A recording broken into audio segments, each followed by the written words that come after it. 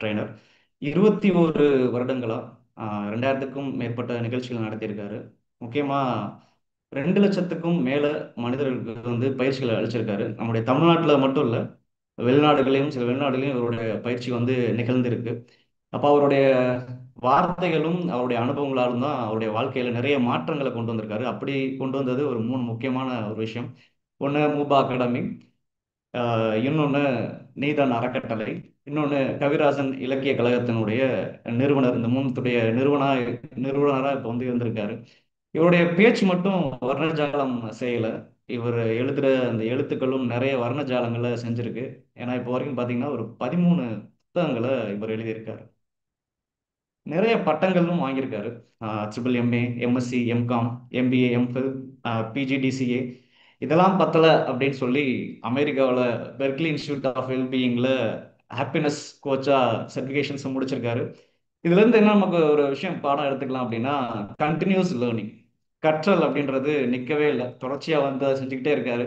I am very happy to introduce our certified zone trainer, certified NLP practitioner, certified cadet counselor, certified sports psychologist, and our today's faculty, chairman of MUBA Academy from Pudukkottai, Mr. K.V. Murugapadi, sir.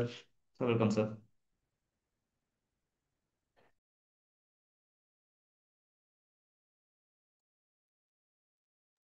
Thank you, chairman, for this Thank opportunity. you, Vinod. I request Mr. N.F. Murugapadi to I hand over the floor to N.F. Murugapadi.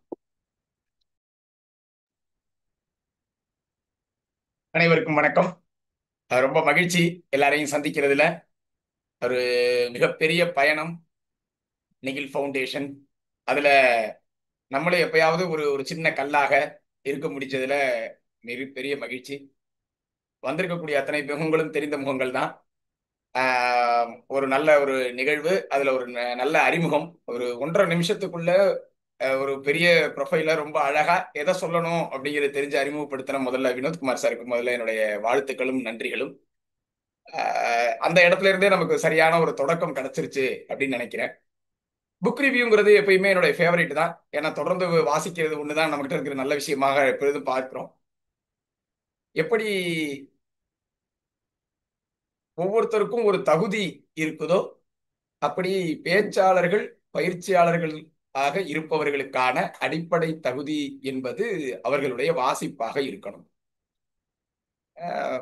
எதுவுமே தெரியாம நம்ம பேசவோ பயிற்சி அளிக்கவோ முடியாது. தேவையானதை மட்டும் தெரிந்து கொண்டும் கூட பேசுவதும் பயிற்சி அளிப்பதுங்கிறது ஒரு ஸ்கூல் காலேஜ் லெவல்ல தான் சரியா இருக்கும். அதாவது ஒரு போட்டிக்கு தயாராவது மாதிரி. ஒரு பேச்சு போட்டிக்கு என்ன பண்ணுவோம்னா ஒரு எழுதி வச்சதை மட்டும் தயாரிச்சு. ஆனா பயிற்சியாளர்களா நம்ம தொழில் முறையில ஆயிட்டோம்னா சொல்லுவது ரொம்ப குறைவா இருக்கணும், ஆனால் தெரிந்து கொள்வது நிறையவா இருக்கணும். அப்பதான் அதுல எதை சொல்லணும், எப்படி சொல்லணும் அப்படிங்கிறதெல்லாம் நமக்கான ஒரு பாடமாக அமையும் நான் நினைக்கிறேன். இந்த நிகழ்ச்சியை கூட நான் அந்த அடிப்படையில தான் பார்க்கிறேன். என்னுடைய பார்வையில நான் நிறைய எனக்கு இந்த பிரிச்சு பார்க்கறதுங்கிறது ரொம்ப பிடிக்கும்.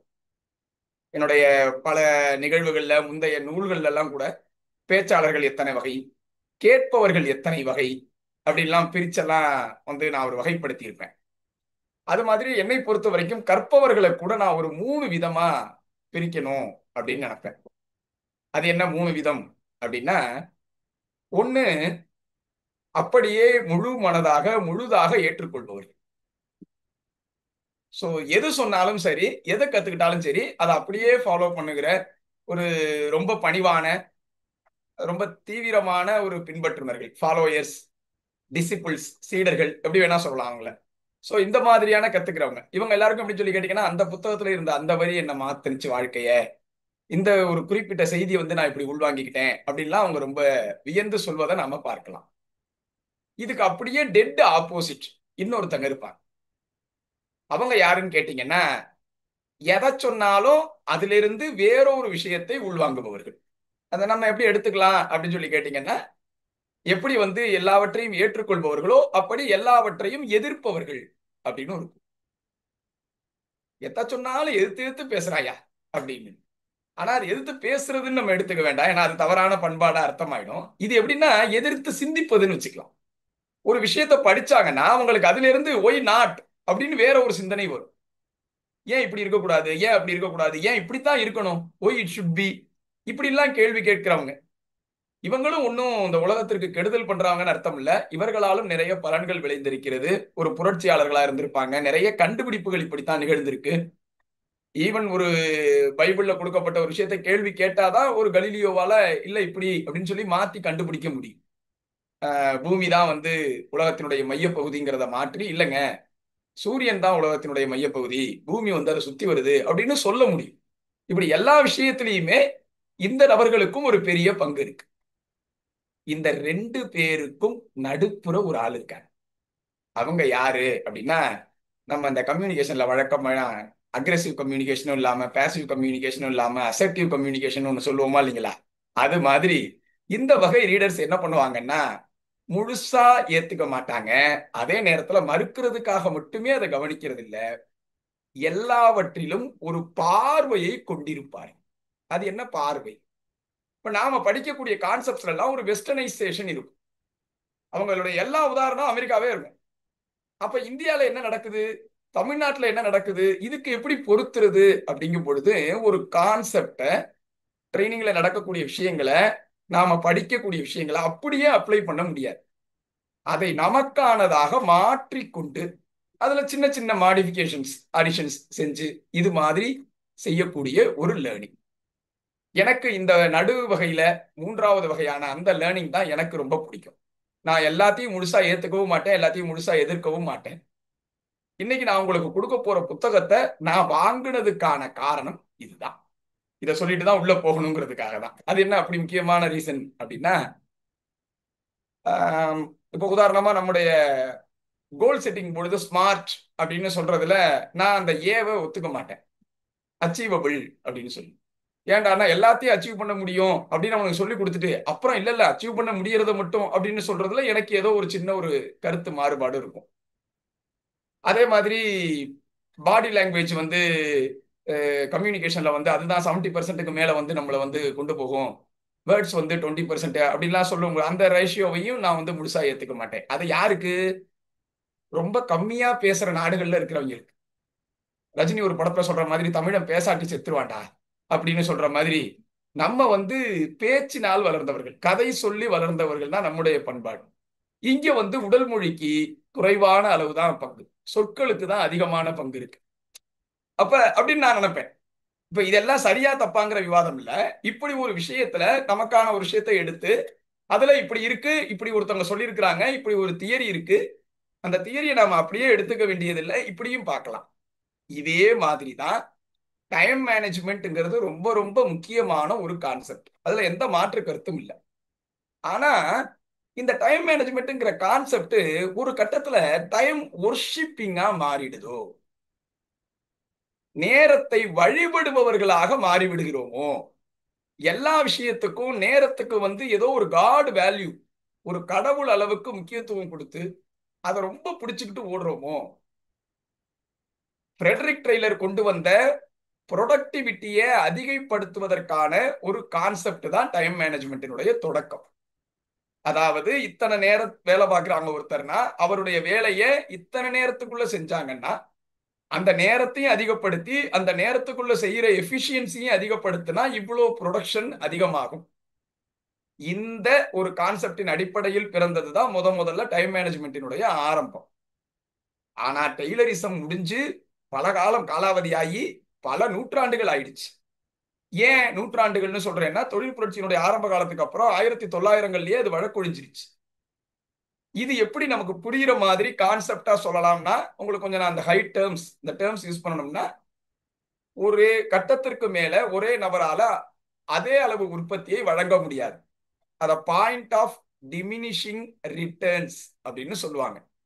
அதாவது ஒரு கட்டத்துல அவருடைய செயல்திறன் குறைய ஆரம்பிக்கும். பிற்காலத்துல டிமினிஷிங் ரிட்டர்ன்ஸ் இல்ல பாஸ், நெகட்டிவ் ரிட்டர்ன்ஸ்னு ப்ரூவ் பண்ண ஆரம்பிச்சாங்க. அதாவது ஒரு அளவுக்கு மேல ஒருத்தனை கசக்கி புழிஞ்சிங்கன்னா அது நெகட்டிவாவே ரிட்டர்ன்ஸ் கொண்டு வரும் அப்படிங்கிறதையும் ப்ரூவ் பண்ணாங்க. அதனால ரொம்பவும் வந்து நேரத்தை அப்படியே புடிச்சுக்கிட்டு ஓடாம இந்த நேரத்துல நாம எப்படியெல்லாம் பயன்படுத்த முடியும். நான் அதனாலதான் சொல்லுவேன், என்கிட்ட ஒரு 5 லிட்டர் தண்ணி இருக்கு. இந்த தண்ணிய நான் ஒரு நாள் முழுசுக்கும் பயன்படுத்தணும் அப்படின்னா அது நீர் நிர்வாகம், வாட்டர் மேனேஜ்மெண்ட். ஏன் எனக்கு எவ்வளவு வாட்டர் ரிசோர்ஸ் இருக்குன்னு தெரியும், அதை மேனேஜ் பண்ணலாம். சரி, யாராவது ஒருத்தர் சொல்லுங்களேன், உங்களுக்கெல்லாம் இன்னும் எவ்வளவு டைம் பாக்கி இருக்கு? சார் நான் இந்த ப்ரோக்ராம்ல கேட்கல, நீங்க பாட்டுக்கு ஒன்னே இந்த ப்ரோக்ராம் இத்தனை மணிக்கு முடியும்னு டைம் இருக்குன்னு சொல்லாதீங்க. அது எனக்கு இருக்கிற டைம். நான் கேட்டது உங்க ஒவ்வொருத்தருக்கும் தனித்தனியா இன்னும் எவ்வளவு நாள் எவ்வளவு நேரம் பாக்கி இருக்குன்னு நினைக்கிறீங்க? இதுவே தெரியாம எப்படி அதை மேனேஜ் பண்ணுவீங்க? சோ டைம் என்பது ஒரு மற்ற ஒரு சோர்ஸ் மாதிரி இவ்வளவு நிச்சயமா இருக்கு பாஸ், இத நான் மேனேஜ் பண்ண போறேன்னு சொல்லவே முடியாது. நான் அதனால என்னுடைய ட்ரைனிங்ஸ்ல ஜேசியில கத்துக்கிட்டு வளர்ந்தாலும் அதான் முதல்ல சொன்னேன், அப்படியே ஃபாலோ பண்ண மாட்டேன். நான் டைம் மேனேஜ்மெண்ட் எடுக்க மாட்டேன். என்னுடைய எல்லா செஷன்லயும் முதல்ல டைம் மேனேஜ்மெண்ட் நான் ஆரம்பிச்சுட்டு டைம் யூட்டிலைசேஷன் அப்படின்னு சொல்லி கொடுப்பேன். So it's not about management, it's about utilization. இருக்கிற நேரத்துக்குள்ள எல்லாம் நீ எப்படியெல்லாம் பயன்படுத்திக்க முடியும் அப்படிங்கிறதுக்கான கான்செப்ட்ஸை நிறைய சொல்லுவேன். இதனாலதான் இந்த புத்தகத்தை பார்த்த உடனே, ஏன்னா புத்தகம் பார்த்தா அட்ராக்டிவா இருக்காது, புத்தகத்தினுடைய பிரிண்டிங் மகா மோசமா இருக்கும். அந்த பேப்பரும் அந்த குவாலிட்டியும் ஒரு இங்கிலீஷ் ஆங்கில புத்தகத்திற்கான ஒரு எந்த குவாலிட்டியுமே இந்த புத்தகத்துல இருக்காது. நான் அதை வாங்கினது அப்படித்தான் வாங்கினேன். ஆனா அதெல்லாம் தாண்டி எனக்கு இந்த விஷயம் பிடிச்சிருந்தது. ஏன்னா அது நம்ம கேரக்டரோட பொருந்தி போறதுனால டமால்னு அதை தூக்குனேன். அதற்கு பிறகு அதற்குள்ள இருந்த நிறைய விஷயங்கள்ல அவங்க வெஸ்டர்னைஸ்டு கான்செப்டாகவும் கடாவி அவருடைய சொந்த கருத்துக்களையும் நிறைய உள்ள வச்சிருக்கிறார். அது எல்லாருக்கும் பொருந்துவது அல்ல. இதை முதல்ல சொல்லிட்டு உள்ள போகணும். அப்ப என்னதான் சார் அப்படின்னா, எஸ்ங்க இது இப்படித்தான் இருக்கு, ஆனா இந்த புத்தகத்துல நிறைய இன்சைட்ஸ் கிடைக்கும். ஒரு புத்தகத்தை வாசிச்சு அப்படியே பயன்படுத்துறது இல்ல, ஆனா நம்மள நிறைய யோசிக்க வைக்கும். நாம வாழ்கின்ற முறையெல்லாம் ஓகே தானா அப்படின்னு சொல்லு. 96ன்னு ஒரு படம் வந்துச்சு, நம்ம எல்லாருக்கும் ஞாபகம் இருக்கும். அதனுடைய இயக்குனர் பிரேம்குமார் சமீபத்துல ஒரு கொடுத்திருந்த ஒரு பேட்டியில மேபி வைரல் ஆயிருக்கும், நீங்க எல்லாம் கூட பார்த்திருக்கலாம். அதுல அவர் சொல்லியிருப்பார், ரொம்ப அப்படியே பயங்கர கவனமா, ரொம்ப எச்சரிக்கை உணர்வா அப்படியெல்லாம் இருந்து ரொம்ப விவரமா இருந்து என்னையா சாதிக்க போறீங்க? இல்ல விவரமா இல்லைன்னா ஏமாத்திடுவாங்க, ஏமாத்திட்டு போறாங்களே, இப்ப என்ன இப்ப அவ்வளவு விவரமா இருந்து ஒண்ணும் சாதிக்க போறது இல்லைங்க அப்படின்னு ஒரு பேட்டியில சொன்னார். அவர் சொல்ல வந்த விஷயம் என்னன்னா, இந்த உலகத்துல அன்பு முக்கியம்னுட்டு. உடனே விவரமா இருக்க வேண்டாம், எல்லாரும் முட்டா பயலாவே இருந்துடலாம் அப்படி அர்த்தம் இல்ல அதுக்கு. அதுக்கு என்னன்னா அவங்க சொன்னது என்னன்னா, ரொம்ப அப்படியே இருக்காதீங்க அப்படின்னு. அதே மாதிரிதான் இந்த புத்தகத்தையும் எப்படி புரிஞ்சுக்கணும்னா, டயத்தை மேனேஜ் பண்ண வேண்டாம்னு தயவு செஞ்சு எடுத்துக்காதீங்க. இது எப்படி புரிஞ்சுக்கணும்னா, அதை விட முக்கியமானது மைண்ட் மேனேஜ்மெண்ட். உங்களுடைய மனநிலையை நீங்கள் நன்றாக வைத்துக் கொண்டால் எந்த நேரத்திலும் நீங்கள் சிறப்பாக செயல்பட முடியும், அல்லது எந்த நேரத்தில் நீங்கள் சிறப்பாக செயல்பட முடியும் என்பதை கண்டுகொள்ள முடியும். 2 வார்த்தை சொல்லியிருக்கிறேன், 2 ஒரே மாதிரியா இருக்காது இருந்துச்சுன்னா திரும்ப சொல்லிடுறேன். எந்த நேரத்திலும் நீங்கள் சிறப்பாகவே செயல்பட முடியும், இது ஒரு பாயிண்ட். உங்க மனநிலையை சரியா வச்சுக்கிட்டீங்கன்னா. 2வது பாயிண்ட், அதுல ஒருவேளை எந்த நேரத்தில் ஒரு குறிப்பிட்ட அவர்ஸ், ஒரு 2 hours 1 hour அந்த மாதிரி, அல்லது ஞாயிற்றுக்கிழமைனா இப்படி, வெள்ளிக்கிழமைனா இப்படி, இப்படி எல்லாம் கூட இருக்கலாம். அது ஆளை பொறுத்து மாறும். இப்படி எந்த நேரத்தில் நீங்கள் சிறப்பாக செயல்பட முடியும் என்பதை கண்டுகொள்வதற்கு இந்த புத்தகம் உதவும். இந்த 2 கான்செப்ட் தான். ஒரு துறவிகிட்ட ஒருத்தர் போனாரு, என் வாழ்க்கையில எதுவுமே சரியா நடக்க மாட்டேங்குதுங்க, என்ன பண்ணாலும் சரி என்கிட்ட மகிழ்ச்சியே இல்லை, என்னால சக்சஸ் ஆகவே முடியல, ஏதாவது ஒரு வழி சொல்லுங்க அப்படின்னு. அவர் சொன்னாரு, ஒன்றும் பண்ண வேண்டாம், நான் ஒருத்தர் சொல்றேன், அந்த துறவிகிட்ட போ, பேசாம அவருடைய ஆசிரமத்துல ஒரு வாரம் தங்கி இருந்து அவர் என்ன பண்றாருன்னு மட்டும் கவனி, கவனிச்சுட்டு வந்து என்கிட்ட சொல்லு. இவர் உடனே அந்த துறவிகிட்ட போனாரு, பார்த்துக்கிட்டே இருந்தாரு. அவர் என்ன பண்றாருன்னு அப்சர்வ் பண்றதுதான் வேலை. அவர் ஒன்னும் ஸ்பெஷலா எல்லாம் பண்ணல, எல்லா மனுஷங்க மாதிரியும் காலையில இருந்து ராத்திரி வரைக்கும் என்ன செய்வாங்களோ அதையே தான் செஞ்சுக்கிட்டு இருந்தாரு. என்னடா ஒரு துறவி பெரிய ஞானி ரேஞ்சுக்கெல்லாம் இவர்கிட்ட ஒன்னும் பில்டப்பே இல்லையே அப்படின்ன பொழுது, ஒரு வாரத்திற்கு பிறகு இவர்கிட்ட ஒன்னே ஒண்ணு மட்டும் தெரிஞ்சுது. என்னன்னா, டெய்லி நைட்டு அவர் பயன்படுத்துகிற எல்லா பாத்திரங்களையும் அவர் சுத்தப்படுத்தி வச்சுட்டு தான் படுக்கிறார். மறுபடி காலையில எந்திரிச்சதுக்கு அப்புறம் மறுபடியும் அந்த பாத்திரங்கள் எல்லாத்தையும் சுத்தம் பண்ணிட்டு தான் பயன்படுத்த தொடங்குறார். இந்த வேலை மட்டும் தான் அவர் செய்யறார். இவன் சரி இது ஒண்ணுதான் கண்டுபிடிச்சேங்கிற ரேஞ்சில இந்த துறவிட்ட சொன்னான் மறுபடியும். அவர் சொன்னாரு, அவ்வளவுதான் வாழ்க்கை பாடம். என்ன? தினமும் இரவு படுக்கும் பொழுது உன்னுடைய எண்ணங்களை சுத்தம் செய்து விட்டு படு. தினமும் காலையில் எழுந்தவுடன் உன்னுடைய எண்ணங்களை சுத்தம் செய்துவிட்டு அந்த நாளை தொடங்கு. மகிழ்ச்சியும் வெற்றியும் தானாக வந்து சேரும். இதற்கான வழிதான் புக் ரீடிங், இதற்கான வழிதான் தியானம், இதற்கான வழிதான் செல்ஃப் ரெஃப்ளெக்ஷன். நாம இன்னைக்கு என்ன பண்ணணும் அப்படின்னு நம்ம யோசிச்சு பார்க்கிறது, அல்லது இன்னைக்கு என்ன பண்ணணும் அப்படின்னு முடிவெடுக்கிறது. இந்த விஷயங்களை எல்லாம், அப்படி ஒரு விஷயங்களை தான் நாம இப்ப இதுல பார்க்க போறோம். ஸோ நான் ஸ்கிரீன் ஷேர் பண்ணிடுறேன், ஏன்னா அப்பதான் உங்களுக்கு வழக்கம் போல ஈஸியா இருக்கும்.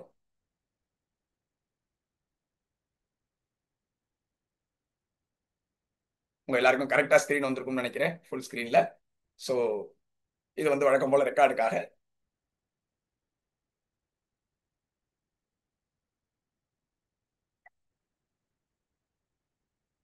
ரைட். ஸோ முதல் கேள்வி, இந்த புத்தகத்தை எழுதிய டேவிட் கடாவி யார்? இவர் வந்து ஒரு 4-5 நூல்கள் எழுதியிருக்காரு, பாட்காஸ்ட் நிறைய பண்றாரு. அமெரிக்காவில் பிறந்து அமெரிக்காவில இருந்து கொலம்பியாவுக்கு மாறிட்டார். இதுதான் முதல்ல சொல்ற விஷயம். கொலம்பியாங்கிற நாடு வந்து எப்படின்னு சொல்லி கேட்டீங்கன்னா, கொஞ்சம் நம்ம கிழக்கு நாடுகள் மாதிரி, கீழை நாடுகள் மாதிரியான ஒரு கல்ச்சரை கொண்டது, மரபார்ந்த கல்ச்சரை. அங்க போனா நான் நிம்மதியா இருக்கிறேன், பீஸ்ஃபுல்லா இருக்கிறேன், நீங்களும் இது மாதிரி ஒரு நல்ல இடத்துக்கு மாறிடுங்க, பரபரப்பான இடத்துல இருக்காதீங்கிற. இப்ப அதெல்லாம் நீங்க ஃபாலோ பண்ண முடியறது கொஞ்சம் கஷ்டம். எல்லாரையும் மதுரையில இருக்காதீங்க, சென்னையில இருக்காதீங்கன்னா என்ன பண்றது? நம்ம இதுலதான் இருக்க முடியும். ஆனா அவர் சொல்றது, என்னோட எதான் சொன்னேன், எல்லாத்தையும் அப்படியே இல்ல, சில விஷயங்களை மட்டும் நம்ம தேவையானதை எடுத்துக்கலாம். அவர் வந்து ஒரு நல்ல டிசைனர். அவர் வந்து டான் ஆரிலி அப்படின்னு சொல்லி ஒரு பெரிய பிஹேவியரல் சயின்டிஸ்ட், அவரோட சேர்ந்து ஒரு ஆப் ரெடி பண்ணார். அது மட்டும் இல்ல, நிறைய ஆப் ரெடி பண்ணியிருக்கிறாங்க அவங்க அவர் பீரியட்ல. அதுல வந்து டைம்ஃபுல் அப்படின்னு ஒரு ஆப், அதை பின்னாடி கூகுள்ல வித்துட்டாங்க. கூகுள் அதை வாங்கி என்ன பண்ணாங்கன்னா, அவங்களுடைய கேலண்டர் ஆப்னுடைய பகுதியா சில நல்ல விஷயங்களை அதுல இருந்து எடுத்து சேர்த்துக்கிட்டு இருக்கிறாங்க. நம்ம யூஸ் பண்ணிட்டு இருக்கிற இப்ப அந்த கூகுளுடைய கேலண்டர் ஆப்ல இந்த விஷயம் இருக்கு. ஸோ இவருடைய பங்களிப்பு இந்த மாதிரி நிறைய விஷயங்கள்ல இருக்கு. இது வரைக்கும் ஒரு 8 நாடுகள்ல பேசியிருக்கிறாரு. இதுக்கு முன்னாடி ஹார்ட் டு ஸ்டார்ட் அப்படின்னு சொல்லி ஒரு நல்ல விற்பனையான ஒரு சக்சஸ்ஃபுல் புக் எழுதியிருக்கிறாரு. அப்புறம் ஹேக்கர்ஸ் எப்படி டிசைன் பண்ணணும் அப்படின்னு ஒரு புத்தகம். ஹேக்கர்ஸுக்கு டிசைன் பண்ணுவது அப்படின்னா என்ன சார்னா, நான் டிசைன் பண்ணா அவன் ஹேக் பண்ணுவான், ஏன் நான் ரிவர்ஸ் என்ஜினியரிங்ல யோசிச்சு ஹேக்கர்ஸுக்காகவே டிசைன் பண்ற மாதிரி ஒரு மாடலை யோசிக்க கூடாதுன்னு எழுதியிருக்காரு. ரொம்ப ஐடியா பயங்கரமா இருக்கும். ஸோ இது வரைக்கும் ஒரு 1,00,000 காப்பிகளுக்கு மேல அவருடைய புத்தகங்கள் விற்பனையாகி இருக்கிறது. இதுதான் ஆத்தரை பற்றிய இன்ட்ரோடக்ஷன். ரைட். இந்த புத்தகத்துல என்ன சொல்ல வராங்க? நான் முதல்லயே உங்களுக்கு சின்ன ஒரு ஹிண்ட் கொடுத்துட்டேன். ஸோ இவரை வந்து பொறுத்த வரைக்கும் என்னடான்னா, ஒரு கல்லுல இருந்து ரத்தத்தை புளியிற அளவுக்கு மோசமான விஷயம் டைம் மேனேஜ்மெண்ட்ங்கிற ரேஞ்சில் அவர் நினைக்கிறாரு. ஆனா அவங்க என்ன செய்யறாங்க அப்படின்னு சொன்னீங்கன்னா, ஒரு மைண்ட் மேனேஜ்மெண்ட் மூலமாக அழகா வந்து நேரத்தை ப்ரொடக்டிவா மாத்த முடியும் அப்படிங்கிறது தான் இவருடைய கான்செப்டா இருக்கு. அதையும் ரொம்ப எஃபர்ட் இல்லாம ஈஸியா பண்ண முடியும் அப்படிங்கிறத நமக்கு சொல்லி கொடுத்துருக்காங்க இந்த புத்தகத்துல.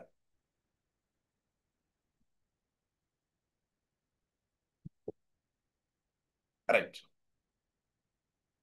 இப்ப டைம் மேனேஜ்மெண்ட் பத்தி நிறைய நம்ம கிட்ட அசம்ஷன்ஸ் இருக்கும். இதை கூட நான் செகண்ட் ஸ்கிரீன் ஷேர் ஸ்டாப் பண்ணிட்டு சொன்னா சரியா இருக்கும்னு நினைக்கிறேன். நீங்க சொல்லுங்களேன், டைம் மேனேஜ்மெண்ட் பத்தி யாராவது கொஞ்சம் நம்ம ஒரு 2 நிமிஷம் பேசலாம், ஒன்றும் பரவாயில்ல, புக் ரிவ்யூனாலும் கூட. டைம் மேனேஜ்மெண்ட் அப்படின்னா நம்ம என்னென்னவெல்லாம் டயத்தை பத்தி வார்த்தைகள் யூஸ் பண்ணியிருப்போம். ஒரு வார்த்தையை நான் ஸ்டார்ட் பண்ணி வைக்கிறேனே, காலம் புண் போன்றது, டைம் இஸ் கோல்டு அப்படின்னு சொல்லியிருப்போம் இல்லைங்களா? இந்த மாதிரி என்னென்னவெல்லாம் சொல்லியிருப்போம் அப்படின்னு மட்டும் உங்களுக்கு ஞாபகம் வர்றதா சொல்லுங்களேன், டயத்தோட இம்பார்ட்டன்ஸ்க்காக. Use your time wisely. Okay, wisely. Procrastination பண்ணக்கூடாது அப்படின்னு சொல்லி. ப்ரோக்ராஸ்டினேஷன் பண்ணக்கூடாது. சூப்பர். பைபிள் வசனம் வந்து காலம் பொல்லாதவைகள் ஆதலால் அவற்றை உபயோகப்படுத்திக் கொள்ளுங்கள், பைபிள்ல ஒரு வசனம். ஓ சூப்பர். ரைட்டு சார், நான் காலம் உயிர் போன்றது அப்படின்னு சொல்லிட்டு. ஓ, உயிர் போன்றது, பொண்ணோட மேல போயிட்டீங்க. சூப்பர். வீணடித்த காலம் திரும்ப வராது. போனா வராது, பொழுதுபட்டா திரும்ப கிடைக்காது இல்லையா?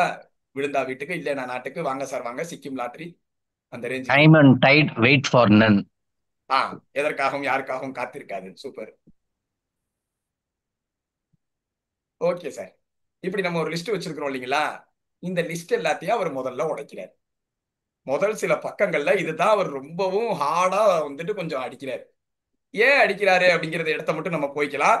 அந்த நான் முதல்ல சொன்ன மாதிரி இதை ஒரு கருத்து மாறுபாடா எடுத்துக்காம நம்முடைய கருத்துக்களை ஷேப் பண்ணிக்கிறதுக்கான இடமா போகும். எப்படின்னா, இப்ப உதாரணமா ப்ரோக்ராஸ்டினேஷன் பத்தி சொன்னாங்க இல்லைங்களா, காலதாமதம்ங்கிறதுன்னு. நம்ம இப்ப அதை அவர் எப்படி மாத்துறாரு அப்படின்னு சொல்லி கேட்டீங்கன்னா, அதை நான் சாப்டர் வைஸா உங்களுக்கு பிரிச்சு சொல்லல, புத்தகத்தினுடைய விஷயத்தை மட்டும் சொல்றேன். ஏன்னா இது நடுவுல வருது. பட் அதனால ஒன்றும் விஷயம் இல்லை.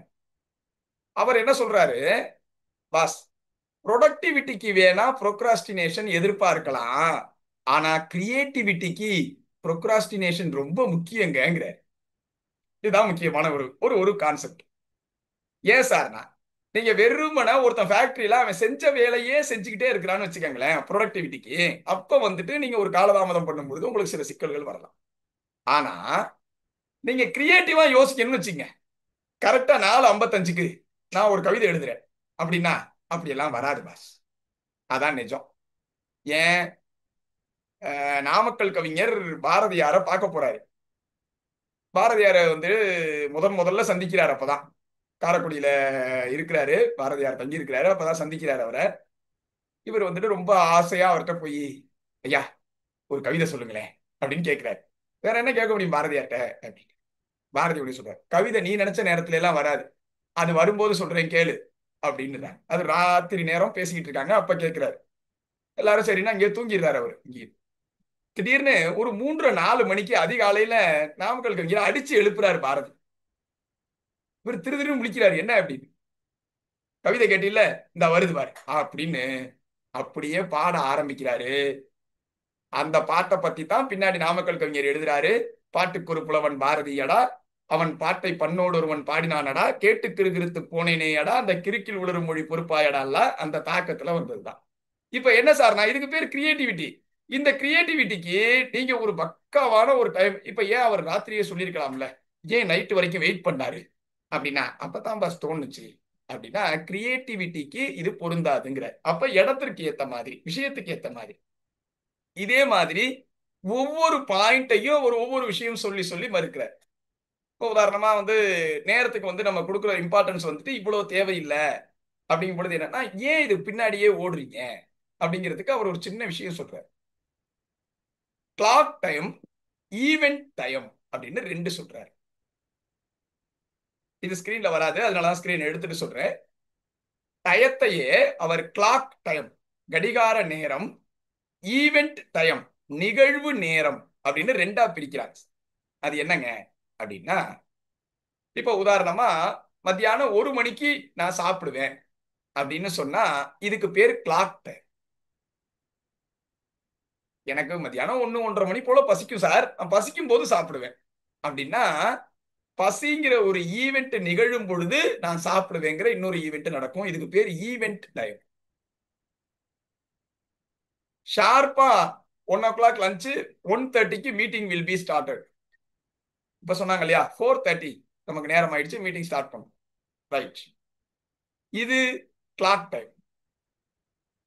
இல்ல, இவர் பேசி முடிச்சதுக்கு அப்புறமா நீங்க ஃபீட்பேக் சொல்லுங்க, மத்தியானம் லஞ்ச் முடிச்சதுக்கு அப்புறமா மீட்டிங் ஸ்டார்ட் ஆகும் அப்படின்னு ஒரு ஈவெண்ட்டை வச்சு சொன்னா அதுக்கு பேரு ஈவெண்ட் டைம்.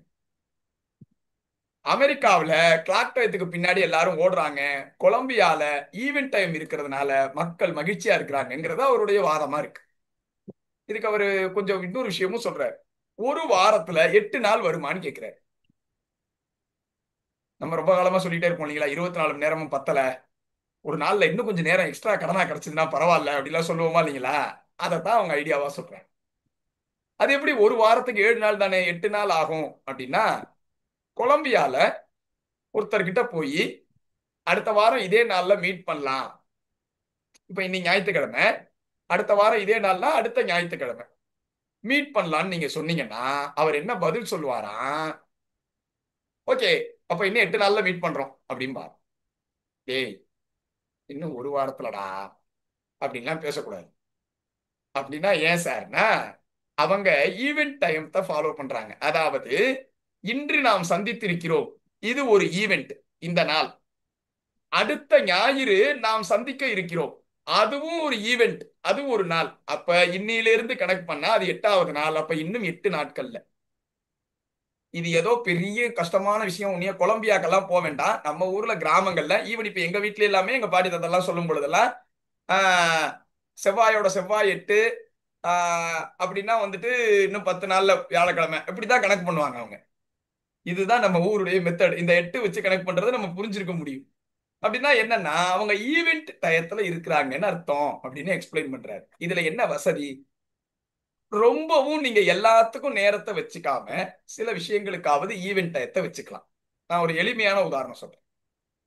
நான் பயங்கரமா கிளாக் டயத்தை ஃபாலோ பண்றேன். வாணியம்பாடி அப்துல் காதர் பேராசிரியர் அப்துல் காதர் ஐயா சொல்லுவாரு, எல்லாரும் கையில வாட்ச் கட்டியிருப்பாங்க, முருகபாரதி காலில் வாட்ச கட்டிட்டு அலையிறாயா அப்படிம்பாரு.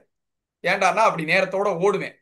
6:31 அப்படின்னு நிகழ்ச்சியை போட்டு அப்படி ஆரம்பிக்கணும், அப்படி எல்லாத்தையும் அப்படி செய்வேன். ஆனா நான் எங்க பேலன்ஸ் பண்றேன்னு கேட்டீங்கன்னா, எனக்கு காலையில 11 மணிக்கு டீ சாப்பிடுகிற பழக்கம் இருக்கு.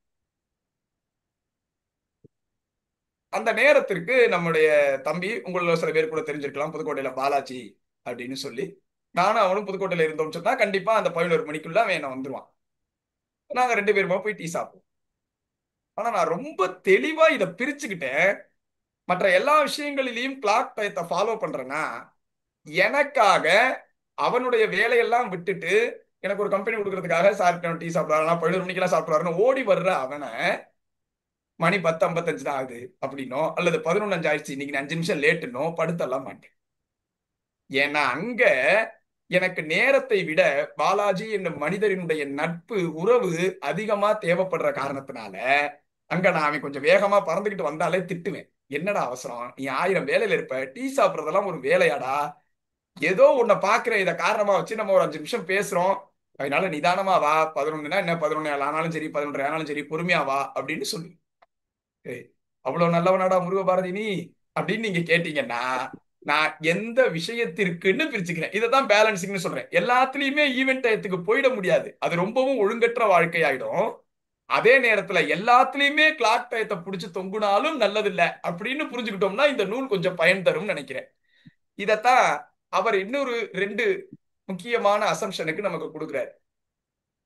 ஒண்ணு, நேரத்தை நம்ம ஒரு பொருளாக மாத்திட்டோம் அப்படின்னா ஒரு குறை சொல்றாரு.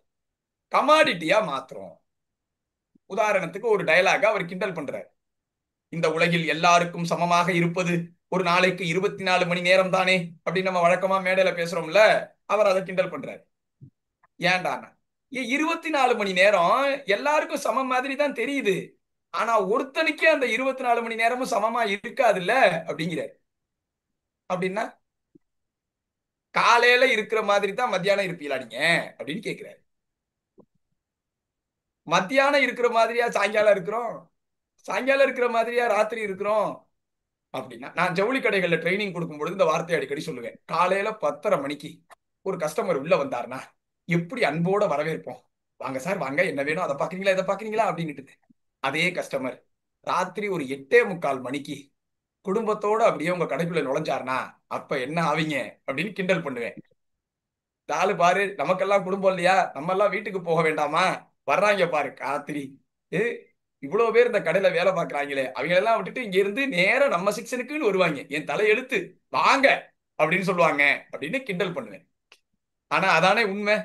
ஒரு மனிதனுடைய திறன், ஒரு மனிதனுடைய விருப்பம், ஆர்வம், ஆட்டிடியூட் எல்லாமே நேரத்துக்கு ஏத்த மாதிரி மாறும். அப்ப எப்படி எல்லா நேரமும் ஒண்ணு ஒரே மாதிரியாக நீங்க பண்ணவே முடியாது. சோ அது கரெக்டான ஈவன் பிளாக்ஸ் இல்ல. ஒரு சதுரத்து மேல இன்னொரு சதுரம் பிளாக்கா அடுக்கி அடுக்கி வச்சு எல்லாத்தையும் ஒரு பொருளை தயார் பண்ற மாதிரியான விஷயம் கிடையாது நேரம். நேரம் ஒவ்வொரு நேரமும் ஒவ்வொரு மாதிரி இருக்கும், ஒவ்வொருத்தருக்கும் ஒவ்வொரு மாதிரி இருக்கும். ரெண்டாவது, being productive is not about producing அப்படின்னு அவர் சொல்றாரு. அப்படின்னா எவ்வளவு தயாரிக்கப்படுகிறது அல்லது எவ்வளவு விஷயம் நமக்கு வந்தது அப்படிங்கிறது மட்டுமே ப்ரொடக்டிவ் இல்லைங்க. அந்த quality of the product result அதுதானே ப்ரொடக்டிவ்னு கேட்கிறாரு. நீங்க தொடர்ந்து ஒரு விஷயத்த ஒருத்தர் செஞ்சுக்கிட்டே இருக்கிறோம் அப்படின்னு சொன்னா, கரெக்டா டைம் ஸ்லாட் பிரிச்சுக்கு நம்ம பக்காவா பாருங்க இப்படி பண்ணலாம் அப்படி பண்ணலாம் நினைச்சுக்கிட்டே இருக்கிறோம்னு சொன்னா, அதே மனிதர் அதே மனநிலையில எல்லா நேரமும் இருக்க முடியாதுங்கிற பொழுது அந்த ப்ரொடக்டிவிட்டி வித்தியாசப்படும் அப்படிங்கிறத அவர் ஞாபகப்படுத்துறாரு. நான் இப்ப ஒருத்தர் பேசுறாரு அப்படின்னு சொன்னா, ஒருத்தர் 5 நிமிஷம் பேசும் பொழுது ஒரு மாதிரி பேசுவார், சில பேர் 5-10 நிமிஷம் பேசினா சூப்பரா பேசுவாங்க. நம்ம ட்ரைனர்ஸ்லயே சில பேர் இருக்கிறாங்க, 5-10 நிமிஷம் கொடுத்தா அவங்களுக்கு பேசவே வராது. ஏன்னா அவங்க ஒரு கான்செப்டுக்கு வர்றதுக்கே ஒரு 15-20 நிமிஷம் ஆயிடும். அதுக்கப்புறம் தான் அவங்க மேட்டரே ஸ்டார்ட் ஆகும். ஒரு மணி நேரத்துல பாத்தீங்கன்னா அவர் டாப் கியர்ல இருப்பாரு, சூப்பர் ட்ரெயினரா இருப்பாரு. அப்படின்னா என்ன அர்த்தம்? இதுல யாரும் சூப்பர் சுமார்லாம் கிடையாதுங்க. இது இவங்களுக்கானது, அது அவங்களுக்கானது. இது ஒரு ஸ்டைல் டிஃபரன்ஸ் தான். இதே அந்த 5-10 நிமிஷத்துல சூப்பரா பேசுறவரை சம்டைம்ஸ் 1.5 மணி நேரம் பேசினார்னா பயங்கர போர் அடிக்க ஆரம்பிச்சு. அப்படின்னா என்ன சார்னா ஏகைனாதான். இப்ப இது ஆட்களை பொறுத்து அவங்கவங்களுடைய அந்த ப்ரொடக்டிவிட்டி என்பது அதனுடைய குவாலிட்டி மாறும். இதுவும் 2 முக்கியமான விஷயமாக அவர் டைம் மேனேஜ்மெண்ட்ல நமக்கு கொடுக்குறாரு. இப்ப நான் அடுத்த ஒரு 3, 4, 7ன்னு ஒரு ஈஸியான ஒரு விஷயத்தை கொடுத்துடலாம்னு நினைக்கிறேன். இந்த புத்தகத்துல இருந்துதான் எல்லாமே. ரைட். அப்ப நமக்கு அவர் சூப்பரான ஒரு ஐடியாவை சொல்லி தர்றாரு. இதை அவர் ஃபாலோ பண்றதா சொல்லி கடாவி நமக்கும் சொல்றாரு. எப்பொழுதுமே ஒரு விஷயத்தை தொடங்கும் பொழுது ஒரு 3 கேள்வி கேட்டுக்கங்க அப்படிங்கிற. அப்படின்னா என்ன? இந்த நேரத்துல நான் என்ன ஒர்க்கு செய்யணும் அப்படிங்கிற. ஒரு நிமிஷம் ஸ்கிரீன்ஷாட். ரைட்.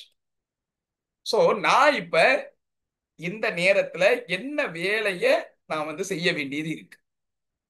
2வது, இந்த வேலையை செய்யறதுக்கான மூடு எது? அந்த மூடுல நான் இருக்கேனா அல்லது எந்த மூடுல இருக்கணும்? நீங்க மூடுல இருக்கேனான்னு கேட்டா உங்களுக்கு ஈஸியா சொல்லிடுறேன். ஹாப்பினஸ் கோச் அப்படின்னு ஒரு கோர்ஸ் நான் படிச்சதா சொன்னாங்க இல்லைங்களா? அதுல எங்களுக்கு சொல்லுவாங்க, ஒரு வேலைய நீங்க யாரா இருந்து செய்றீங்க அப்படிங்கிறத பொறுத்து அது மாறும் அப்படின்பா. அதாவது நம்ம டைம் மேனேஜ்மெண்ட்ல முக்கியமான கான்செப்ட் டு டூ லிஸ்ட் இல்லைங்களா? இது இந்த புத்தகத்துல இல்ல, நான் உங்களுக்கு எக்ஸ்ட்ரா ரெஃபரன்ஸா சொல்றேன் எக்ஸ்பிளனேஷனுக்காக. டு டூ லிஸ்ட் அப்படின்னா என்ன? நாளைக்கு நாம என்னென்ன வேலையெல்லாம் செய்யணும் அப்படின்னு ஒரு லிஸ்ட் போடுறோம்னு வச்சுக்கோங்களேன். அந்த ஹாப்பினஸ் கோச்ல என்ன சொல்லி தருவோம் அப்படின்னா, டு டூ லிஸ்ட் மட்டும் இல்ல, to be list. B E B அப்படின்னா என்னன்னா, இந்த வேலைய நான் யாரா இருந்து என்னவா இருந்து செய்ய போறேன் அப்படின்னு ஒரு லிஸ்ட் போடுங்கம்பாங்க. இதுக்கு ரொம்ப ஈஸியான எக்ஸாம்பிள் என்னன்னா, நான் சமையல் செய்யணும், டு டூ லிஸ்ட், இந்த வேலையை செய்யணும். ரைட்டு. நான் ஒரு சமையக்காரரா இருந்து சமையல் செய்யறதுக்கும் நான் அம்மாவா இருந்து சமையல் செய்யறதுக்கும் வித்தியாசம் இருக்கும். இப்ப நான் யாரா இருந்து சமையல் செய்யும், இதை பொறுத்து என்னுடைய roles and responsibilities, rights and limitations எல்லாமே மாறும். அதனாலதான் இது ரொம்ப முக்கியமானதா இருக்கு. அப்ப நான் என்ன மூடுல இருந்து இதை செய்யணும்னு தெரிஞ்சுக்கணும். இந்த பெஸ்ட் மூடுல இருந்தோம்னா நல்லா செய்வோமா இல்லைங்களா? இப்ப நம்ம அடுத்த கேள்வி, ரைட்டு, அந்த பெஸ்ட் மூடுல நான் எப்ப கடைசியா இருந்தேன் அந்த மூடுல அப்படின்னு நான் யோசிச்சேன்னா, அங்கிருந்து எனக்கு ஒரு க்ளூ கிடைக்கும். அதே மூட இங்கேயும் நான் உருவாக்கிக்கலாம். எப்படி சார் இதெல்லாம் சாத்தியமா அப்படின்னா, அதுக்கு அந்த புஸ்தகத்துல வேற ஒரு இடத்துல நான் எப்பவுமே சொல்றேன், நானே தான் உங்களுக்கு கனெக்ட் பண்ணி சொல்றேன். அவர் அதுக்கு ஒரு ஆளையும் சொல்லி சொல்றாரு. ஒரு chess player and performance coach, அவருடைய பேரு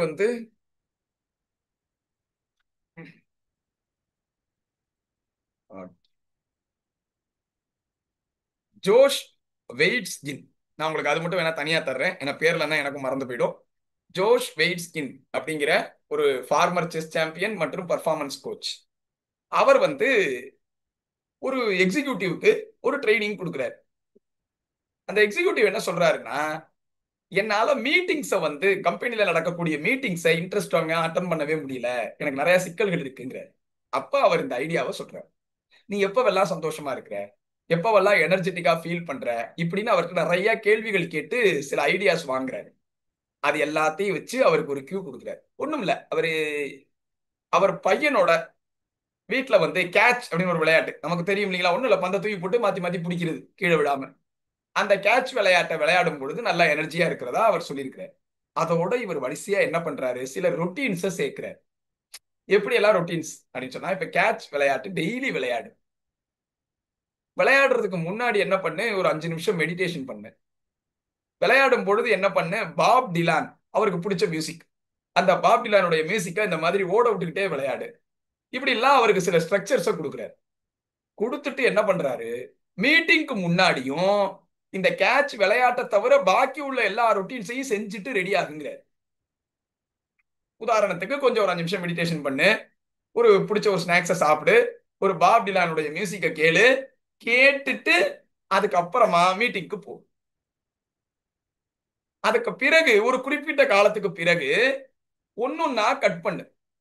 மியூசிக் கேட்க வேண்டாம், இல்லாட்டி எனக்கு ஓகே தான், ஸ்நாக்ஸ் சாப்பிட வேண்டாம், ஓகே தான், மெடிடேஷனே பண்ண வேண்டியதில்லை, அப்படி ஒன்னொன்னா கட் பண்ணிக்கிட்டே வந்தீங்கன்னா அதற்கு பிறகு நீ ஜஸ்ட் கற்பனையில ஓகே நான் இப்ப இந்த மூடுக்கு வரேன், அல்லது நான் அந்த மியூசிக் அப்படின்னு பாப் டிலானை பத்தி நினைச்சாலே நீ மீட்டிங் போய் உட்கார்ந்த உடனே உனக்கு அதே விதமான எனர்ஜி கிடைச்சிரும்.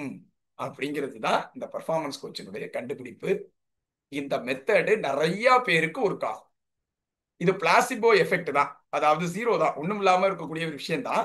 ஆனாலும் இது ரொம்ப முக்கியமான ஒரு விஷயமாக உங்களுக்கு வரும். அப்படிங்கிறதுனாலதான் இதை நான் உங்களுக்கு மெயினா சொல்றது. ரைட். கிரியேட்டிவிட்டிங்கிற ஒரு ப்ராசஸ் ஒரு 4 விதமான ஸ்டேஜ் நவருதுங்கிறாரு. இதுக்கு ரொம்ப முக்கியத்துவம் கொடுக்க வேண்டாம், இருந்தாலும் ஒரு பேசிக் ஐடியா தெரிஞ்சுக்கிறதுக்காக இதையும் சொல்லியிருக்கேன். ஸ்டேஜஸ் ஆஃப் கிரியேட்டிவிட்டி அல்லது ஸ்டேஜஸ் ஆஃப் கிரியேட்டிவ் ப்ராசஸ், இது எங்க இருந்து வந்ததுலாம் நிறைய விளக்கி இருக்கிறாரு. நேரம் என்ன இருக்குங்கிறத பொறுத்து அதை நான் சொல்லணுமா வேண்டாமான்னு முடிவு பண்ணணும். சரி, ஏன்னா யார் கொண்டு வந்தாங்க என்ன அப்படிங்கிறதுக்கான விளக்கம்லாம் இருக்கு. இந்த 4 பாயிண்ட் அவர் எப்படி கொண்டு வந்தாரு அப்படின்னு சொல்லி நிறைய பேருடைய ஆராய்ச்சி ரெஃபரன்சஸ் வந்து இதுல கொடுத்துருக்கிறாரு இந்த புத்தகத்துல. ஸோ ஒரு சோசியல் சைக்காலஜிஸ்ட், அவர் வந்து கிரஹாம் வாலஸ் அப்படிங்கிறவர், ஏற்கனவே இருந்த ஒரு பெரிய தொழிலதிபர், ஒரு பெரிய சயின்டிஸ்ட், பிலாசபர் ஹெர்மான் வான் ஹெல்ம்ஹோல்ட்ஸ் அப்படிங்கிறவருடைய ஒரு உரையிலிருந்து ஒரு 35 வருஷம் கழிச்சு இவர் ஆராய்ச்சி பண்ணி இவர் அதுல இருந்து ஸ்டேஜஸ் ஆஃப் கண்ட்ரோல் அப்படின்னு ஒண்ணு கிரியேட் பண்றாரு. அதை தான் இங்க ஸ்டேஜஸ் ஆஃப் கிரியேட்டிவிட்டின்னு இந்த புத்தகத்துல கடாவி கொடுக்குறாரு. என்ன சார்னா, ஒரு கண்டுபிடிப்பு திடீர்னு இப்படி பிளாஷ்ல தாங்க தோணும். கண்டுபிடிப்புன்னு இல்லை, எந்த ஐடியாவுமே நீங்க பாத்தீங்கன்னா டேபிள் வச்சுக்கிட்டு உட்காந்து ரூம் போட்டு யோசிச்சு ஒரு ஐடியா வரவே வராது. இந்த ஐடியா எப்படி ஆகும்னு சொல்லி கேட்டீங்கன்னா, ஆர்கிமிடிஸ்க்கு குளிக்கும் போது தோணுன மாதிரி யுரேகா யுரேகான்னு அப்படி ஒரு பிளாஷா தான் வரும். ஒரு வரி, ஒரு வார்த்தை, கவிதை எழுதினாலும் சரி, நீங்க புத்தகம் எழுதினாலும் சரி, நீங்க வேற ஏதாவது ஒரு கண்டுபிடிப்புனாலும் சரி, அல்லது ஒரு பிசினஸ்க்கான ஐடியாவா இருந்தாலும் சரி, நீங்க பல நேரத்துல பார்க்கலாம். பல பேருக்கு பல நேரத்துல பாத்ரூம்ல தான் அது உதயமாகும். அதைத்தான் இவங்க ப்ராசஸா எக்ஸ்பிளைன் பண்றாங்க. எப்படி அந்த ஐடியா தோணுது இல்லைங்களா, அதான் 3வது ஸ்டேஜ், இல்லுமினேஷன். ஆனா இந்த இல்லுமினேஷன் எப்போ ஒர்க் ஆகும்னு சொன்னா முதல் 2 ஸ்டேஜும் நடந்தாதான். முதல் 2 ஸ்டேஜ் என்ன, ப்ரிப்பரேஷன் தான். எல்லா நேரமும் அந்த ப்ராப்ளத்தை மைண்ட்ல வச்சுக்கிட்டு அதை எவ்வளவு தூரம் அக்குவேர் ஆணிவேர அலசி ஆராய முடியுமோ அப்படி எல்லா ஆங்கிள்லயும் பார்த்துடுறது. எனக்கு நோட்ஸ் இல்லாம, எந்த விதமான குறிப்பும் இல்லாம, ஒரு தங்கு தடங்கு இல்லாம என்னால அந்த ப்ராப்ளத்தை எல்லா ஆங்கிள்லயும் அனாலிசிஸ் பண்ணி சொல்ல முடியக்கூடிய இடம். அவ்வளவு தூரம் டீட்டெயிலா எனக்கு அதை பத்தி தெரிஞ்சிருக்கும். அதற்கு பிறகு அதுல இருந்து கொஞ்சம் விடுபடும். ஏன் சார்னா, ரொம்ப யோசிச்சிட்டே இருக்கிற வரைக்கும் குட்டைக்குள்ளேயே தான் குழம்பிக்கிட்டு இருப்போம். அப்ப ஆன்சர் கிடைக்காது. அப்ப என்னன்னா, ஒரு ரெஸ்ட், ஒரு வாக்கிங், ஒரு ஸ்லீப்பிங், இப்படி ஏதோ ஒரு விதத்துல அந்த இடத்துல இருந்து நம்ம மாறும் பொழுது நம்ம மூளையும் ஒரு சமநிலைக்கு வருது. இந்த சமநிலைக்கு வரும் பொழுது சப்கான்சியஸா அது சொல்யூஷனை கண்டுபிடிக்குது. அதான் இன்குபேஷன். அந்த கண்டுபிடிக்கிறது தான் நம்ம அந்த பர்டிகுலர் பிராக்டிஸை முடிச்சதுக்கு அப்புறமா திடீர்னு இல்லுமினேட் ஆகுது, டக்குன்னு ஒரு பல்ப் எரியுது, ஐடியாவை வருது அப்படின்னு. இந்த 3 ஸ்டேஜஸ ஹெம்ஹோல்ட்ஸ் சொன்னதுல இருந்து அடுத்து வந்து கிரஹாம் வாலஸ் என்ன பண்றாரு, 4வது சேர்க்கிறார். ஏன், வெறுமனா வந்த ஐடியாவெல்லாம் அப்படியே அப்ளை பண்ணிடாதீங்க பாஸ், அதை கொஞ்சம் வெரிஃபை பண்ணிக்கங்க. நம்ம இப்படி யோசிச்சோமே, இது கரெக்டா, இப்படி பண்ணா இது செட் ஆகுமா அப்படின்னு வெரிஃபை பண்ணிட்டு ஒர்க் பண்ணுங்கன்னு 4 விதமா கிரியேட்டிவிட்டிக்கு ஐடியா கொடுத்திருக்கிறாரு. மியூசிக், ரைட்டிங், அல்லது வந்து ஓவியம், சிற்பம், இன்னும் நம்ம என்னென்னலாம் கிரியேட்டிவ் ப்ராசஸ், சயின்டிபிக் இன்வென்ஷன்ஸ், எல்லாத்துக்குமே இந்த ப்ராசஸ் ஒர்க் ஆகுது. அது நிறைய பேருடைய கதையை சொல்லி எக்ஸ்பிளைன் பண்றாரு. ஒரு எப்படி நடந்தது அப்படின்னு சொல்லி, எஸ்டர்டே அப்படின்னு ஒரு மியூசிக் ஆல்பத்தை சொல்லி அந்த மியூசிக் ஆல்பத்துல இந்த 4 பாயிண்டையும் பொருத்தி அது எப்படி டெவலப் ஆனிச்சுன்னு ஒரு கேஸ் ஸ்டடியும் கொடுக்குறாரு நூல்ல. ரைட்.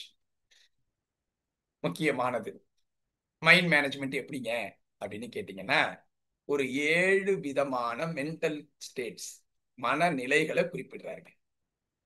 இந்த 7 விதமான மனநிலைகளையும் இங்க நம்ம பார்த்துடலாம். ஒவ்வொன்றையும் ரொம்ப பெருசாலாம் விளக்க வேண்டியதில்லை, நம்ம ஜஸ்ட் அது என்னன்னு மட்டும் தெரிஞ்சுக்கிட்டா போதும். இதுல ஜெனரேட் அப்படிங்கிறது தான் ஆக்சுவல் ஒர்க். ஸோ நம்ம அவர் கொடுத்துருக்கிற லிஸ்ட்லேயே இப்படித்தான் கொடுத்துருக்கிறாரு, அதனால நானும் அப்படியே எழுதியிருக்கிறேன். ஆனா அதுல ஒர்க் வந்து ஜெனரேட், ஒரு ஐடியாவை ஜெனரேட் பண்றோம். பண்ணணும்னா என்ன அப்படிங்கிறதுல நிறைய விஷயங்கள் இருக்கு. ஸோ இதே ஆர்டர்ல வராதுங்க. முதல்ல புரிஞ்சுக்கணும், இந்த 7 மென்டல் ஸ்டேட்டு முதல்ல சொன்ன மாதிரி ப்ராசஸ் கிடையாது. முதல்ல சொன்னது ஸ்டேஜஸ் ஆஃப் கிரியேட்டிவிட்டினா ஒண்ணுன்னா ஒண்ணுதான், ரெண்டுன்னா ரெண்டு தான். அதாவது ரிசர்ச்சுக்கு அப்புறம் தான், ப்ரிப்பரேஷனுக்கு அப்புறம் தான் இன்குபேஷன் வரும். இன்குபேஷன் முதல்ல எல்லாம் வராது. சரிங்களா? தூங்கிக்கிட்டே இருக்கிறவருக்கு, ரெஸ்ட் எடுத்துக்கிட்டே இருக்கிறவருக்கு ஒரு வேலையும் நடக்காது. ரிசர்ச் பண்ணிட்டு ப்ரிப்பேர் பண்ணிட்டு ரெஸ்ட் எடுக்கும் பொழுதுதான் அது மாறும், ரிலாக்ஸ் பண்ணும்போது தான் மாறும். இது வித்தியாசம் புரிஞ்சுக்கணும். அதே மாதிரி இங்க ஆர்டர் கிடையாது அப்படிங்கிறத மைண்ட்ல வச்சுக்கணும். இங்க 7 மென்டல் ஸ்டேட்டும் முன்னுக்கு பின் மாறும். அதே மாதிரி ஒன்னோட ஒண்ணு சேர்ந்தும் நடக்கும். இது நடந்துகிட்டு இருக்கும் பொழுதே அதுவும் நடக்கும். உதாரணமா நீங்க வந்து இப்ப எப்படி ப்ரையாரிட்டைஸ் பண்றீங்க, எப்படி எக்ஸ்ப்ளோர் பண்றீங்க அப்படிங்கிறதெல்லாம் அதை செய்யும் பொழுதே ஒரு அட்மினிஸ்ட்ரேஷனும் நடக்கும். நம்ம சில விஷயத்தை நிர்வகிக்க வேண்டிய தேவையும் ஏற்படும். அதனால எல்லாமே மாறும். ஸோ அதை அப்படியே நீங்க பிடிச்சிக்கிட்டு தொங்க வேண்டியது இல்லை. சரிங்களா? ஜஸ்ட் அது என்னன்னு மட்டும் தெரிஞ்சுக்கிட்டா போதும். ஒண்ணு ப்ரையாரிட்டைஸ். ஸோ எதுக்கு முன்னுரிமை கொடுக்குறோம் கொடுக்கல அப்படிங்கிற சில இடங்கள்ல நம்முடைய மைண்டு ஒர்க் ஆகும். ஒரே நேரத்துல 2 சவுண்டு கேட்கும். எந்த சவுண்டுல நம்ம கவனம் செலுத்துறோமோ அதுதான் நமக்கு நல்லா கேட்கும். உதாரணம் இதான், ஈஸியான உதாரணம். ஜெனரேட். ஸோ நம்ம வந்துட்டு ஒரு ஒர்க்கை ரெடி பண்றோம், அதுக்கான ஐடியாஸை எடுக்கிறோம். எக்ஸ்ப்ளோர்னா என்னங்க? எனக்கு எதுல இன்ட்ரெஸ்ட் இருக்கோ அது சம்பந்தமாவே நான் நிறைய தேடுவோம். உதாரணமா நம்ம கோல் சீக்கிங் மெக்கானிசம்லாம் கேள்விப்பட்டிருப்பீங்க. அதாவது என்னன்னா, நம்ம ஒரு வீடு பார்க்கணும்னு முடிவு பண்ணிட்டோம்னா எவன் வீட்டுக்கு போனாலும் அவன் வீடு எப்படி இருக்கு அப்படின்னு பார்த்துக்கிட்டே இருப்போம். ஒரு செல்போன் வாங்கணும்னு முடிவு பண்ணிட்டோம்னா இயல்பாவே நம்ம யார்கிட்ட பேசிக்கிட்டு இருந்தாலும் அவர் சாதாரணமா ஒரு போன் எடுத்தா கூட அந்த போன் என்ன விலை, என்ன மாடல் அப்படின்லாம் கேட்போம். இது வந்து தான் நம்முடைய கியூரியாசிட்டியை வந்து எக்ஸ்ப்ளோர் பண்ணிட்டே இருப்போம். அப்புறம் ரிசர்ச். ரிசர்ச்ங்கிறது மைண்ட் செட் என்ன அப்படின்னா, இப்ப நாம செய்ய போற விஷயத்துல இதெல்லாம் தேவையா தேவையில்லையா, இதனுடைய பேக்ரவுண்ட் என்ன, இதை செஞ்சா என்ன ஆகும், இப்படி பல விஷயங்கள், கொஸ்டின்ஸ். அப்புறம் பாலிஷிங்கிறது ஐடியா கிட்டத்தட்ட ஃபைனல் ஆகிற நேரத்துல இன்னும் கொஞ்சம் இதை எப்படி நல்லா பேக்கேஜ் பண்ணி கொடுக்கலாம், அல்லது வேற என்ன பண்ணுனா இது இன்னும் நல்லா தெரியும் அப்படிங்கிற மாதிரியான விஷயம். அதுக்கப்புறம் அட்மினிஸ்ட்ரேட். அது வந்து என்னன்னா, அது என்ன பெஸ்கி டீடைல்ஸ் அப்படின்னு சொன்னா, திடீர்னு என்ன ஏதாவது ஒரு கேள்வி கேட்கறாங்கன்னு வச்சுங்க, இந்த இதை நீங்க எப்படி கண்டுபிடிச்சீங்க, இதை நீங்க எப்படி பண்ணுனீங்கன்னு, அதற்கு சில விஷயங்களை நான் சொல்லணுமா இல்லைங்களா? அந்த மாதிரியான சில வேலைகளை செஞ்சு வைக்கிறது. ஒரு ஆய்வை ப்ரெசென்ட் பண்றதுக்கான மெத்தடுன்னு கூட அதை வச்சுக்கலாம். ஏன்னா அப்பதான் நீங்க ஒருத்தரை கன்வின்ஸ் பண்ண முடியும். ஒருத்தர் இன்வெஸ்ட் பண்றாரு அப்படின்னு சொன்னா, நான் ஒரு ப்ரோட்டோடைப் மாடல் வச்சிருக்கிறேன், இதை நான் நிஜமா ஃபீல்டுக்கு கொண்டு வரேன்னு வச்சுக்கோங்களேன், அப்ப நான் சில விஷயங்களை கூடுதலா உங்களுக்கு சொல்ல வேண்டியது. அதாவது என்னுடைய கண்டுபிடிப்பு பற்றியது மட்டுமல்ல அப்படிங்கிறது அந்த இடத்துல ஸ்பெஷலா வர்றது. இது புக்குக்குமே ஒத்து வரும். நான் ஒரு புத்தகத்தை எழுதினாலும் அதை ஒரு பப்ளிஷ் பண்ணணும்னா பப்ளிஷ் பண்றவரை கன்வின்ஸ் பண்ணணும். புத்தகம் எழுதி முடிக்கிறது மட்டுமே வேலை இல்லை. அப்ப அதற்கு என்ன விஷயங்கள்ங்கிறதெல்லாம் வந்து அட்மினிஸ்ட்ரேட்ல வரும். அப்புறம் ரொம்ப முக்கியமானது ரீசார்ஜ். ஏன் சார் ரீசார்ஜ் பண்ணணும்னா வேற வழியே இல்லை. ரிலாக்ஸேஷன், ரீசார்ஜிங், ரெஃப்ரெஷிங் இந்த விஷயம் இருந்தால்தான் நீங்க டயத்தையும் சரி மைண்டையும் சரி மேனேஜ் பண்ண முடியும். ஸோ எப்பொழுதுமே அது ஒரு முக்கியமான பகுதியாக இருந்துகிட்டே இருக்கும் இந்த ப்ராசஸ்ல எல்லாத்துலயுமே. ஸோ இந்த விஷயங்களைத்தான் இந்த நூல் வந்து அதிகமா விளக்குது. பின்னாடி அவர் நீங்க தனியா இருக்க வேண்டியதனுடைய அவசியம், உங்களுக்குன்னு ஒரு ரூம் செட்டப் எப்படி இருக்கணும், நீங்க வந்து ஒரு நெருக்கடியான இடத்த விட்டு எப்படி ஒரு இயற்கை வெளிக்கு போனீங்கன்னா எப்படி உங்களுக்கு இந்த ஐடியாஸ் கிடைக்கும் அப்படின்லாம் அவர் நிறைய பிரிஸ்கிரிப்ஷன்ஸ் கொடுக்குறாரு. பெரும்பாலும் நான் சொன்ன மாதிரி அவருடைய கொலம்பியன் நேச்சர்லயே கொடுக்குறாரு. அவருடைய இடத்துல அவர் ஏன் வந்தாரு, நான் ஏன் இங்க வந்து உட்கார்ந்தேன், இங்க வந்ததுனால எனக்கு என்ன பயன், இதெல்லாம் சொல்றாரு. ஆனா நமக்கு இந்த புத்தகம் ஒரு முக்கியமான பாயிண்ட்ஸ் கொடுக்குது. நம்ம மைண்டை நம்ம சரியா வச்சுக்கிட்டோம், எனர்ஜியா ப்ரொடக்டிவா மேனேஜ் பண்றதுக்கு நம்ம தெரிஞ்சுக்கிட்டோம்னு சொன்னா ஆட்டோமேட்டிக்கா டைம் மேனேஜ்மெண்ட்டை விட நல்ல ப்ரொடக்டிவிட்டி கிடைக்கும் அப்படிங்கிறது தான் இதனுடைய முக்கியமான விஷயம். ஸோ அந்த அடிப்படையில இந்த புத்தகத்தை நான் உங்களுக்கு வழங்கினதுல எனக்கு ரொம்ப மகிழ்ச்சி. ஓரளவு சரியான நேரத்துக்கு வந்துட்டோம்னு நினைக்கிறேன். அதனால புத்தகத்தை நீங்கள் வாங்கி படிக்கிறதுக்கு வசதியா அது நான் வந்துட்டு கொடுத்துட்றேன். அல்லது வாங்க மாட்டீங்க அப்படிங்கிற மாதிரி தோணுச்சுன்னா பிடிஎஃப்பும் என்கிட்ட ஒன்று இருக்கு. நான் புத்தகம் வச்சிருக்கிறேன், அதை முதல்ல காமிச்சிடணும்னு நினைச்சேன். ஏன்னா பல இடங்கள்ல இது ஒரு பிரச்சனை ஆயிடுது. என்னன்னா இவன் வாங்கவே இல்லாமலே இவனும் ஏதோ ஒரு சம்மரியை படிச்சுட்டு யாரோ ஒருத்தன் யூடியூப்ல சொன்னதையே பல பேர் வந்துட்டு அவங்களும் புக் ரிவ்யூல சொல்லிடுறாங்க. அல்லது எதுலையா உள்ள எழுதுறதை மட்டும் 10 வரியை படிச்சுட்டுன்னு அப்படி ஆயிடக்கூடாது. அதனால புத்தகத்தை நான் வாங்கி படிச்சுட்டேன் என்பதையும் அன்போடு தெரிவித்துக் கொண்டு நல்ல வாய்ப்புக்கு நிகில் அறக்கட்டளை சார்ந்த அத்தனை பேருக்கும் நன்றிகளை தெரிவித்து விடைபெறுகிறேன். நன்றி, வணக்கம்.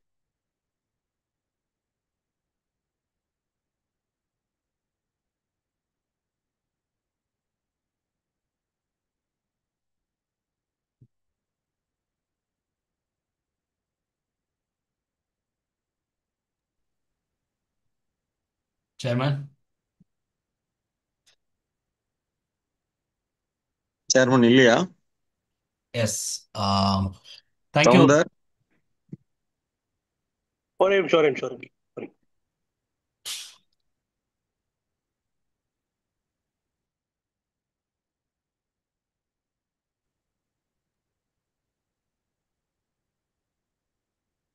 Okay,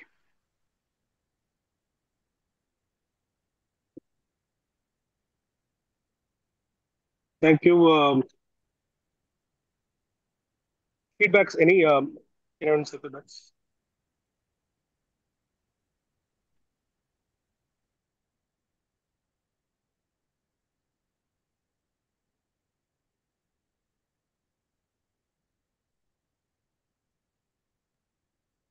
thank you chairman.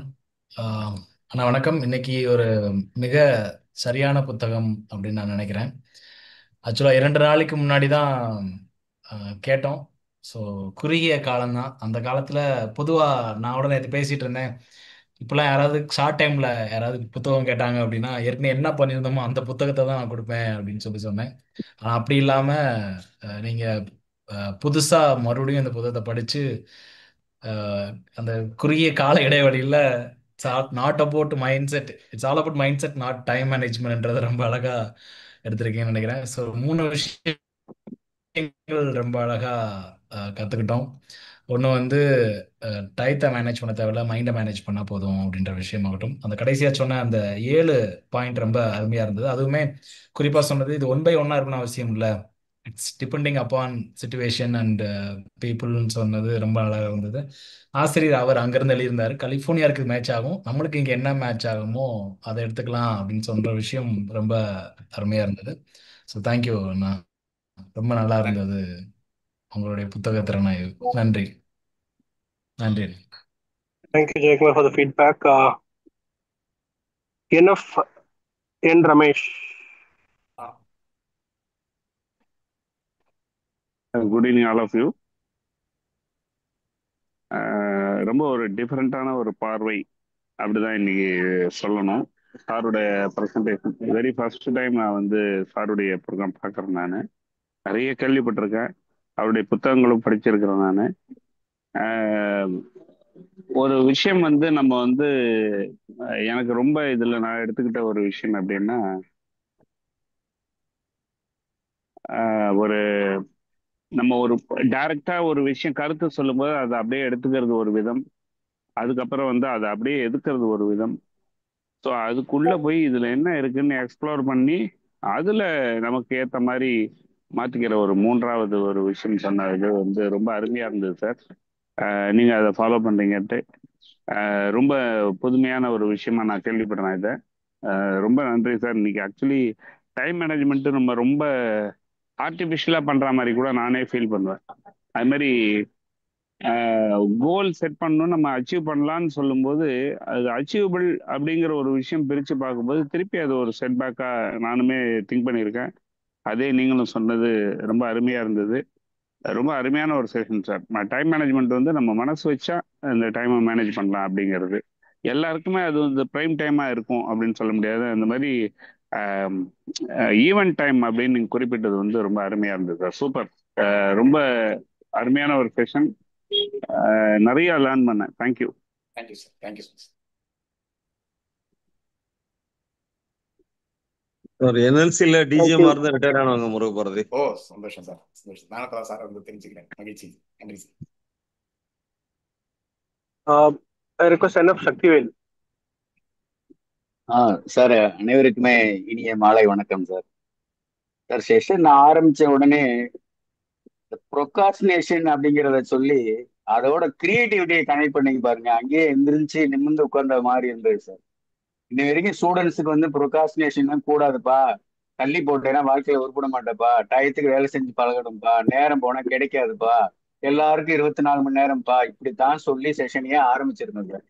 இதுதான் ஃபர்ஸ்ட் டைம் ப்ரொகாஸ்டினேஷன் நல்லது, ப்ரொகாஸ்டினேஷன் இருந்தா ஏன் கிரியேட்டிவிட்டியே வரும் அப்படிங்கிறத ஒரு அழகா ஆள் மனசுல போய் உட்கார வச்சுட்டீங்க சார். ரொம்ப நன்றி. இரண்டாவது விஷயமா நான் பாக்குறது வந்து டயத்தையே வந்து கிளாக் டைம் ஈவென்ட் டைம் சொன்னீங்க. வால் கிளாக் அதுபாடு ஓடிட்டே இருக்கும், டைம் பேசிஸ்ல இல்ல. உனக்கு எப்ப பசிக்குது, நீ எப்ப சாப்பிடுற, நீ சாப்பிடுற டைம் ஈவென்ட் டைம். உன் ஃப்ரெண்டு டீ சாப்பிட வர்றாங்கிறதுக்காக 5 நிமிஷம் அந்த இடத்துல நீ ஷார்ப்பா இல்லாம இருக்கல, அது ஈவென்ட் டைம். ஸோ அது அவன் ஃப்ரெண்டுக்காக உள்ள டைம் அப்படிங்கிறது அந்த டிஸ்டிங்விஷன் கொடுத்தது வந்து ரொம்ப அருமையா இருந்தது சார். இந்த மாதிரி எப்பயுமே டு டூ லிஸ்ட் போடுங்க, டயத்தை வேஸ்ட் பண்ணாதீங்க, 24 ஹவர்ஸ் கால்குலேட் பண்ணி பாருங்க, இந்த 86,400 இதோடலாம் கனெக்ட் பண்ணி எல்லாமே சொல்லிக்கிட்டே இருப்போம் நம்ம. இன்னைக்கு ஒரு புது வித்தியாசமா வந்துட்டு டு பி லிஸ்ட் போடியா அப்படின்னு சொன்னீங்க. டு டூ லிஸ்ட் போற பேப்பர்ல இருக்கும், ஆக்சுவலா என்ன நடந்தது, are you there present in that time அப்படிங்கிறத நீங்க ரொம்ப எஃபெக்டிவா, நீங்க அந்த இடத்துல பிரசன்ஸ் இருந்தாதான் உனக்கு ரிசல்ட்டே வரும், அப்போதான் நீ ப்ரொடக்டிவா இருப்ப அப்படிங்கிறத ஆணித்தரமா அழகா பதிய வச்சீங்க சார். டைம் மேனேஜ்மெண்ட்லேயே சம்திங் டிஃப்ரெண்டான ஒரு நாலேஜ் கொடுத்த ஒரு செஷனா அதை நான் ஃபீல் பண்றேன் சார். ஸோ இந்த இடத்துல முருகபாரதி சாருக்கும் இதை அரேஞ்ச் பண்ண நம்ம நிகழ் எல்லாருக்குமே வந்துட்டு மிக்க நன்றியை தெரிவிச்சுக்கிறேன் sir. Thank you very much sir. Thank you. Thank you sir. Thank you sir. Thank you, NF Shaktivel. I request NF Ramachandran.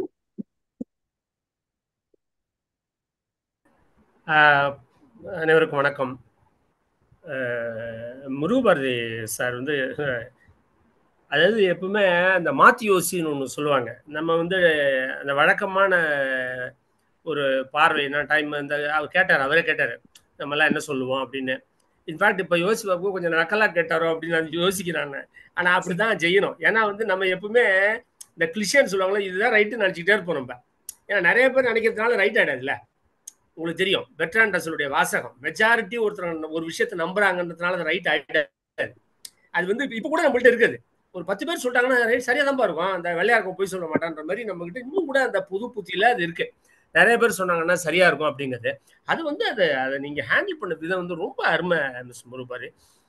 ஏன்னா இது வழக்கமா வந்து டைம் ரொம்ப ஒரு அப்டிராக்ட் ஒரு கான்செப்ட்ல அது டைம் அப்படி ஜென்ரலா சொன்னோம்னா இது மாதிரி தான் சொல்லுவாங்க. ஏன்னா இது என்னன்னா நமக்கு வந்து for want of better ideas இல்லை நம்மள்ட்ட டெப்த் இல்லாதனால பொதுவாக என்ன சொல்லுவோம்னா டைமை வந்து நம்ம வேஸ்ட் பண்ணக்கூடாதுப்பா, டைம் ரொம்ப முக்கியம்ப்பா அப்படின்னு சொல்லிடுவோம். அவ்வளோ அது எப்படி ஹவு டு ஹேண்டில் தட் அப்படிங்கிறது. அப்புறம் ரெண்டாவது முக்கியமான பாயிண்ட் சக்திவேல் கூட சொன்னாரு, 24 மணி நேரம் அப்படிங்கிறது வந்து ஆக்சுவலா அது வந்து ஒரு எகேன் ராங் கான்செப்ட்ன்றதை நீங்க ரொம்ப ஷார்ப்பா சொன்னீங்க. இப்ப காலையில 7 மணியும் ராத்திரி 7 மணி ஒன்றும் கிடையாது. அந்த 7லேருந்து 7:30 காலையிலையும் சாயந்தரம் 7லேருந்து 7:30 30 நிமிஷம் தான். ஆனா ரெண்டு ஒண்ணு இல்லை அப்படின்றது வந்து நமக்கு தெரியும். ஆனா நம்ம அது யோசிக்கல. எப்பவுமே 24 மணி நேரம் இருக்கு, 24 மணி நேரம் எல்லாருக்கும் ஈக்குவலா இருக்கு அப்படின்னு சொல்றது ஆக்சுவலா தப்பு. அது அதாவது தப்புன்றது என்னன்னா நம்ம புரிஞ்சுக்கல ரைட் ராங் அப்படின்னு. ஏன்னா இப்போ வந்து NLP உங்களுக்கு தெரியும், நியூரோ லிங்குவிஸ்டிக் ப்ரோக்ராம், NLP நமக்கு எல்லாருக்குமே தெரிஞ்சதுதான். NLP சொல்லுவாங்க எப்பவுமே ரைட் ராங்னு சொல்ல மாட்டாங்க. There is nothing right nothing ராங்னு சொல்லுவாங்க. டிஃப்ரெண்ட் பெர்ஸ்பெக்டிவ் தான் சொல்லுவாங்க. அதனால வந்து அந்த ஒரு பார்வை வந்து ஒரு மிகச்சிறந்த ஒரு, ஏன்னா முருகபாரதி சார் பேசி நான் கேட்டதில்லை இது வரைக்கும். ஸோ உண்மையிலே நான் என்ன ஃபீல் பண்ணா லுக் ஃபார் அடுத்த இந்த பேர் வந்தால் உடனே வந்துடணும் அப்படின்ற ஒரு இது வந்தது. அந்த ஒரு அர்ஜி வந்து மிக சிறந்த ஒரு ப்ரெசன்டேஷன். ஏன்னா நீங்க வந்து 40 மினிட்ஸ் தான் ப்ரெசென்ட் பண்ணிப்பீங்கன்னு நினைக்கிறேன், அவ்வளவுதான் maximum, not more then 40 minutes. அது வந்து ரொம்ப சொல்லியிருந்தாங்க, அதனால அதுல கரெக்டா இருக்கணும்ல. அது வந்து அந்த 40 நிமிஷத்துல நீங்க கொடுத்த அந்த சஃப்ன்றது வந்து அந்த விஷயங்கள் என்பது மிக அதிகமான விஷயம், ரொம்ப சிந்திக்க வைத்தது. ஸோ முருகபாரதி சாருக்கு நன்றி. Of course Nikhil foundation, all the credit goes to Nikhil Foundation for bringing Murugabaradhi to the stage and educating us and making us rethink about time. Thank you so much. Thank you. Thank you. Thank you. Thank you so much. Thank you, NF Ramachandran. Privilege to NF Karthik.